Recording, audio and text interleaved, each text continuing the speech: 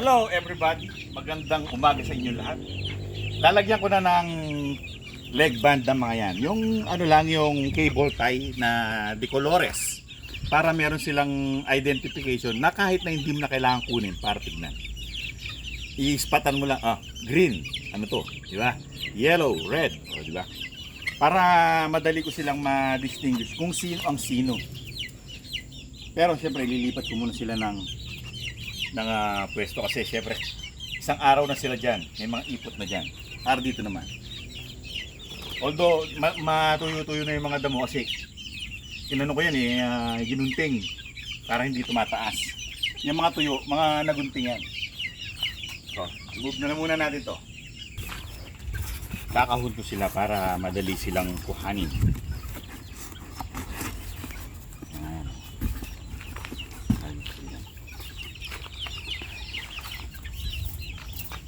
Lalaki nila, no?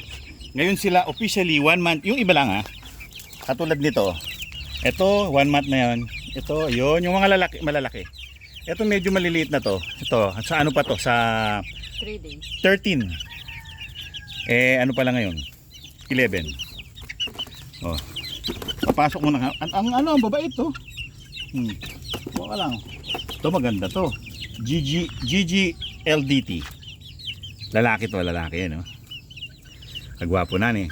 LDT GG to. Ito mga ano to, mga not for sale. Ito mga basta GG, not for sale, tsaka bulik. Not for sale. The rest is history. The rest can go. Let's go. Speaking of go. Okay, lulpan. Okay. Kailangan may record. Ito, 2024-25 season. Noong ano ko yung mga bulik, yan yun. Last year. Ito naman yung ngayon. 2025 to 2026 season. Lahat na ngayon. So, ang first batch, yung mga butcher doon.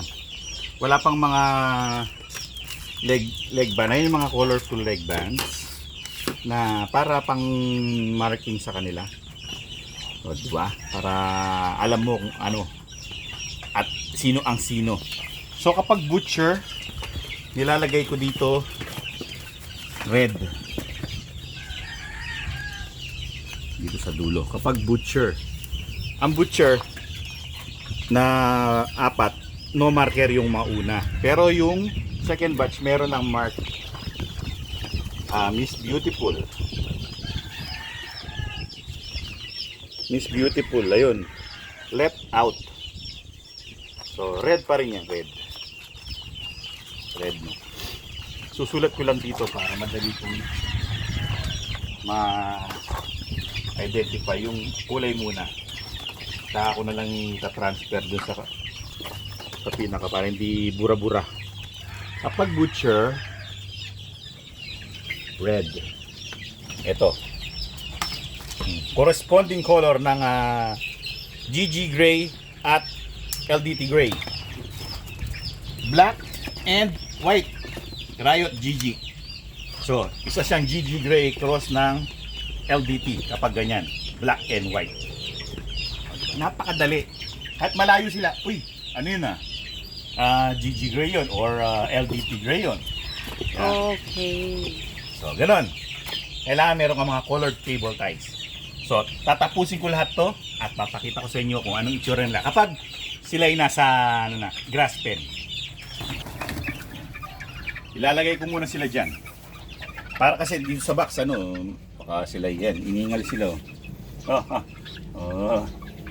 Tignan nyo naman ang mga GG Gray. Ang gaganda. Ito babae to. Babae, lalaki. Tapos merong dyan, merong gal. Ito, gal. Ito, pogi to. Ano kaya to? Let me see your markings. No marker, sweater. Alright. So, dyan muna kayo. Mag-dustbat muna kayo dyan. Lilipat ko na sila dito sa gamitan ng mga matatanda ng butcher ngayon. Meron na silang mga cable tie sa paa. Kapag yellow, lemon. Kapag blue, gal. Kapag black, white, GG gray. Basta. Tapos kapag black naman, sweater. Ayun yung mga sweater. Yan. Yan. Black. Black. Tapos merong may blue. Ayun. Mga ano yan, mga gal. Yan, sweater din yan. Dalawang sweater, tatlong kumakain na sweater. Meron pang isang sweater dyan, lalaki. Asang ka na? Sweater na lalaki. Saan ba yun? Sa meron. Ayan. So ayan na lahat ang mga nalagyan na ng marka, pati yung mga butcher na malalaki na. Silipin natin. Ito na sila. Tik. Kapag red butcher, tignan, papakita natin yung red mo. Red. Andun siya. Pakita natin yung red mo. Halika rito. Ayan, red. Ayo, yan, pula. Ayan. Mga mababait yan. Hanggang ngayon, hindi nawawala yung bait niyan. Kahit naka pre-range na sila, nakakawala lang sila. Pogi. Butcher. Red ang butcher.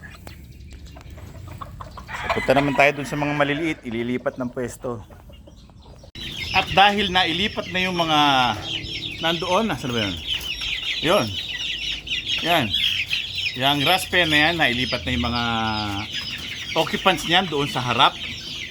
Ito naman ang ililipat doon sa grass pen para makalapag na sa lupa itong mga to. Ngayon, ito hindi ko muna lalagyan ng mga cable tie kasi maliliit pa yung paa nila, baka lumusot lang yung cable tie. Kung naman sisigipan ng konti para hindi matanggal, pag tumaba naman ng konti yung paa nila, pag lumalaki sila, syempre baka medyo maigpit. Para walang problema, pag tapos nila sa grass pen, pag ililipat na sila dun sa harap naman, dun na sila lalagyan ng colored cable tie. So yun muna mga nasa harap ang may colored cable tie kasi yun pang pwede kasi yung mga paa nila medyo malalaki na. Ang gulo. Alam pag umaga, ang ingay niyan, ang gulo. Sino ba may order ng isang box ng manok? 1 box of chicken please. So lalagay natin sila dito. Kailangan nakaka. Tapos eto naman grass pen nilang yan. Kapag sila'y ano nandiyan, sanay na diyan, binubuksan namin yan para naman sila'y makapagliwaliw diyan sa paligid. Pero sa ngayon siguro mga 2 to 3 days diyan muna sila sa loob ng grass pen para hindi sila mawala, no? Kailangan ma-familiarize muna sila sa lugar. Nagkakagulo na, oh. 1 box of chicken dito sa loob. Yan. Yan na. Larga vista. Yeah. Lubos na kayo. Yan. Yan sila. Ang ganda ng kulay nito. Spangle. Ano to? Gal. Yan, spangle na yan, gal. Gal siya. Yung isa, kinuka sa mata. Ayan, nagtutuka nila yung mata. Buti hindi nabulag. Mga makaharot kasi. Ito gold. Anak ni Miss Universe at ni Macho Guapito. Yung gold na yan. Gold yan, yan. Gold yan. Tapos halos dyan mga gal. Ito itong manipis ng balahibo na to, gal to. Yung mga lalaki yan, gal. Ito ano to? Gal. Itong spangle to, gal. Spangle siya. Bagay yung tatay niyan, parang spangle yun eh. May mga puti-puti. Tapos siyempre yung mga LDT cross ng ano to?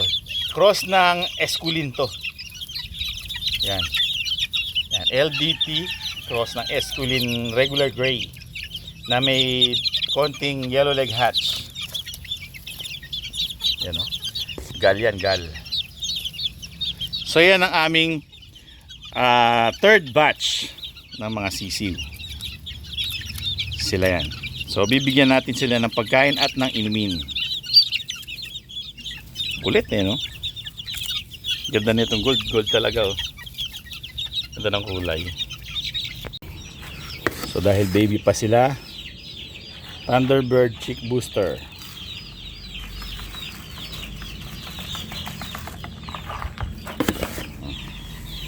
Kailangan yan muna pinapakain sa kanila.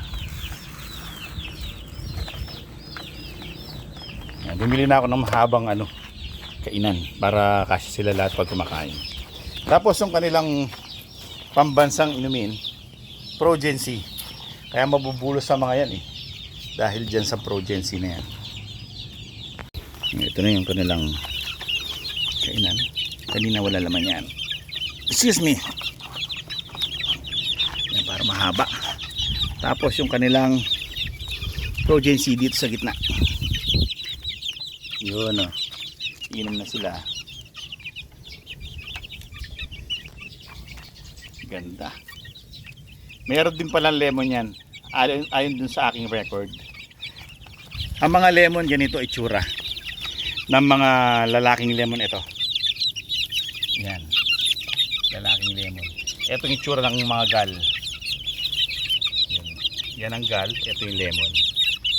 Sa mga lalaki ito gal to. Straight comb. Yellow legged na pula. Pogi no. Siyempre yung mga LDT gray na lalaki yan. Lalaki. Ito dikit ang balahibo nito. Ito pala lalaki. Yan, gal yung gal. Bata pa siya ganyan yung balahibo niya. Dikit lang. Ito gusto ko to. Spangle. Tingnan natin yung markings niya. Oo. Left out gal ito. Straight comb. Left out. Galing no. So well mga kaibigan, yan ang aming mga sisiw.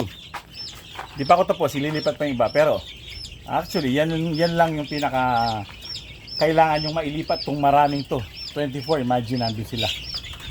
Oh. Ngayon malaki na yung anilang bahay. Hindi na sila nagsisiksikan. Well mga kaibigan, maraming salamat sa inyong panonood. Hanggang sa susunod na episode. Paalam!